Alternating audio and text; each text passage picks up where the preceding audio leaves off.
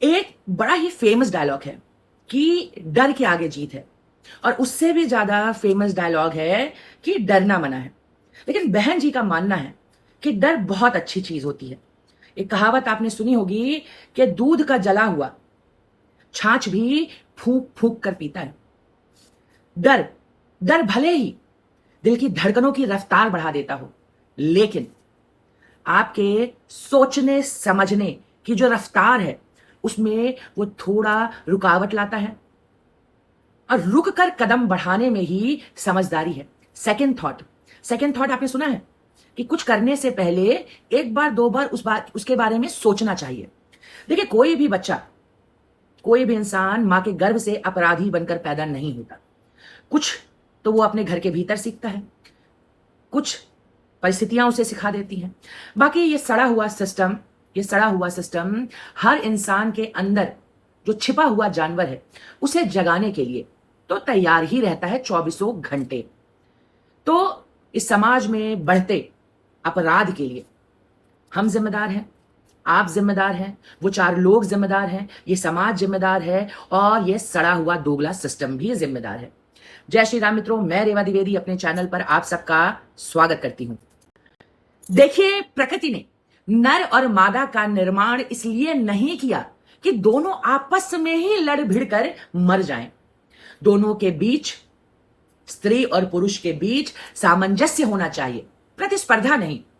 पर आज का जो समाज है वह कभी आजादी के नाम पर, कभी समानता के नाम पर, तो कभी जेंडर न्यूट्रलिटी के नाम पर सिर्फ और सिर्फ अपनी मनमानी कर रहा है। कुछ दिनों पहले मैंने ऋचा चड्ढा का एक इंटरव्यू देखा जहां वो विमेन सेफ्टी, विमेन राइट्स के बारे में बात कर रही थी।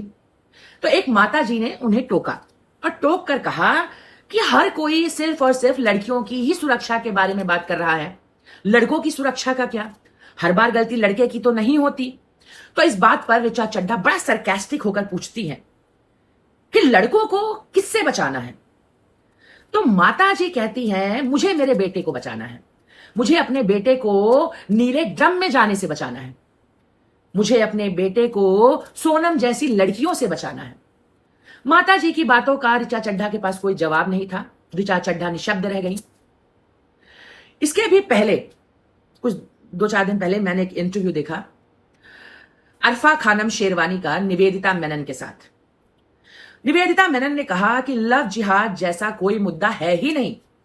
सच्चाई यह है कि हिंदू लड़कियों को मुसलमान लड़के इसलिए पसंद आ रहे हैं कि मुसलमान लड़के ज्यादा हैंडसम हैं, और दूसरी बात, हिंदू मर्दों से हो ही नहीं पा रहा है। वो बड़े ही सरकास्टिक वे में हिंदू लड़कों को नामर्द घोषित करती हैं। अब आज हमारे सामने सिया गोयल का केस है, जिसने अपने प्रेमी के संग मिलकर अपने मंगेतर की हत्या कर दी। अब यह खबर सामने आई तो समाज फिर से 2 धड़ों में बंट गया। एक कह रहा है कि सारी गलती सिया गोयल की है, अगर उसे शादी नहीं करनी थी तो मना कर देती। वहीं नारीवादी संगठन, वामपंथी कह रहे हैं, लिबरल्स कह रहे हैं कि सारी गलती सिया के बाप की है, जो एक 20 साल की लड़की की जबरन शादी करवाने पर तुला था। उसने सिया का कंसेंट नहीं लिया, उसकी मर्जी नहीं पूछी। तो दोष सिया का नहीं है, सिया तो एक बच्ची है। तो सबसे पहले मैं एक बात आपसे कह दूं कि 20 वर्षीय वयस्क युवती सिया गोयल को आप बच्ची ना कहें। जो लड़की हत्या जैसा जघन्य अपराध कर सकती है, वो बच्ची कहलाने के योग्य नहीं है। उसे बच्ची कहकर आप उसके अपराध को कमतर ना करें। देखिए, चाहे धर्मांतरण हो, चाहे लव जिहाद हो, या लड़कियों का अपने प्रेमी के संग मिलकर अपने मंगेतर या पति की हत्या करना हो, या पुरुषों का अपनी बीवियों को प्रताड़ित करना हो, उन्हें पीटना हो, इसकी शुरुआत आपके और हमारे अपने आंगन से होती है। कि एक पिता अपनी बिटिया की हर इच्छा पूरी करता है, हर मर्जी पूरी करता है, दुनिया जहान की चीजें लाके देता है, अच्छी शिक्षा देता है, लेकिन जब बात विवाह की आती है तो बिटिया चाहे कितनी भी लाडली हो, कितनी भी दुलारी हो, कितनी भी पापा की परी क्यों ना हो, वही बाप अपनी बिटिया के मन को नहीं पढ़ पाता। जानते हैं क्यों? क्योंकि उसे समाज का डर रहता है, और यह डर होना भी चाहिए, यह डर अच्छा है। लेकिन मैं पूछना चाहती हूं कि अगर आपको समाज से इतना ही डर लगता है तो आपने अपने बच्चे का बचपन से ही ध्यान क्यों नहीं रखा उसकी विचारधारा, उसकी मानसिकता, उसके सिद्धांतों पर काम क्यों नहीं किया? उसकी कंडीशनिंग क्यों नहीं की? बच्चे के मन में धर्म के प्रति लगाव, धर्म के प्रति कट्टरता क्यों नहीं पैदा की? अपने बच्चों को रिश्ते का महत्व क्यों नहीं समझाया?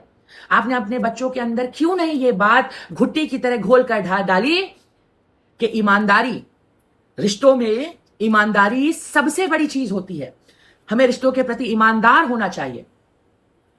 अगर आपके अंदर समाज के प्रति इतना डर है तो वही डर आपने अपने बच्चों के अंदर क्यों नहीं पैदा किया? गलती कहीं ना कहीं हमारी ही है। अगर हमारे बच्चे कुछ गलती कर रहे हैं तो देखिए, आज जो कुछ भी हो रहा है इसका जिम्मेदार यह सड़ा हुआ समाज और यह सड़ा हुआ सिस्टम है। आज समाज में बढ़ते हुए अपराध के लिए कहीं ना कहीं आप, हम, यह समाज और यह सड़ा हुआ दोगला सिस्टम जिम्मेदार है। हमारी दोगली मानसिकता जिम्मेदार है, दोहरे मापदंड जिम्मेदार है। अब देखिए समाज कितना दोगला है और सिस्टम और सरकार कितनी दोगली है। इसका दोहरा मापदंड मतलब किस हद तक है, मैं इसका आपको एक एग्जाम्पल देती हूं।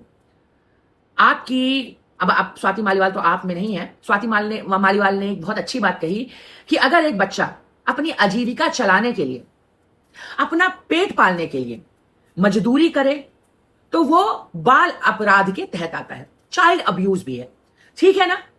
वहीं उसी उम्र का बच्चा आज सोशल मीडिया पर अश्लील गानों पर अश्लील डांस कर रहा है, अश्लील एक्सप्रेशन दे रहा है, अश्लील रील बना रहा है, वो अपराध नहीं है। उसी उम्र का बच्चा टेलीविजन पर, सीरियल्स में, ड्रामा में काम कर रहा है, उसी उम्र का बच्चा एडवर्टीजमेंट में काम कर रहा है, लेकिन यह अपराध की श्रेणी में नहीं आता। उम्र तो दोनों की एक ही है, मकसद दोनों का एक ही है, पैसा कमाना। फिर यह दोहरा मापदंड क्यों है?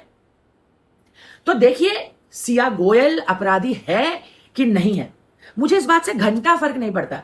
मेरी खुद की जिंदगी झंड है, मेरे पास खुद की बहुत सारी जिम्मेदारियां हैं, टेंशन है, काम है, मीडिया ट्रायल चल रहा है, समझ रहे हैं ना? यहां बहुत सारे जज बने बैठे हैं सोशल मीडिया पर, मीडिया ट्रायल चल रहा है। सिया गोयल अपराधी है या नहीं है, यह भविष्य के गर्भ में है। और सिया गोयल का अपराध सिद्ध होगा भी या नहीं होगा, यह भी भविष्य के गर्भ में है। या सबूतों के अभाव पर यह खेल पैसे के दम पर खत्म कर दिया जाएगा, यह भी भविष्य के गर्भ में है। अब देखिए, सोनम आज धड़ल्ले से मीडिया बाइट्स दे रही है, स्टेटमेंट्स जारी कर रही है। 1 साल जेल में रहने के बाद उसे जमानत मिल गई। उनका केस आखिर लड़ कौन रहा है? इतने महंगे महंगे वकील कर कौन रहा है उनके लिए? जब उनसे पूछा गया कि आपके वकीलों की फीस कौन दे रहा है, क्योंकि आपके परिवार ने तो आपको डिस्कार्ड कर दिया, आपके परिवार वालों ने आपसे सारे रिश्ते नाते तोड़ लिए, तो सोनम ने कहा कि भाई ये तो हमारा पर्सनल मैटर है। अब देखिए, जिस देश में जेल के भीतर रहकर चुनाव लड़ा जा सकता है, इस देश में एक अपराधी जेल में रहकर चुनाव लड़ सकता है, इस देश में एक अपराधी मीडिया बाइट्स दे सकता है, उसको मीडिया कवरेज दिया जा रहा है, उसको खुलेआम प्रेस मीट करने की आजादी है, अधिकार है, जब चाहे जमानत मिल जाती है। तो यह जो सड़ा हुआ सिस्टम है ना, जब तक इस पर काम नहीं किया जाएगा, अपराध कभी नहीं रुकेंगे, अपराध कभी नहीं रुकेंगे। इसी सिस्टम से लड़ते लड़ते भरत तिवारी जैसा युवा बलि का बकरा बन गया।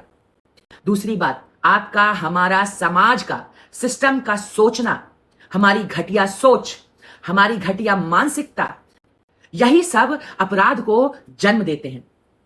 बाकी ईर्ष्या, हवस, पैसा, शराब, शबाब और कबाब, ये सब तो अपराध के जननी हैं ही। लेकिन अपराध की शुरुआत हमारे अपने घर के आंगन से होती है। और जो लोग लड़कियों को गोल्ड डिगर बताते हैं, और जो लड़कियां गोल्ड डिगर हैं, मैं उनसे कहना चाहूंगी कि सबसे पहली बात तो हम कुत्ते बिल्ली नहीं हैं, हम इंसान हैं। समाज के प्रति, इंसान के प्रति हमारी कुछ जिम्मेदारियां हैं। रिश्तों के प्रति ईमानदारी सर्वोपरि है, प्रेम पैसे से ऊपर है।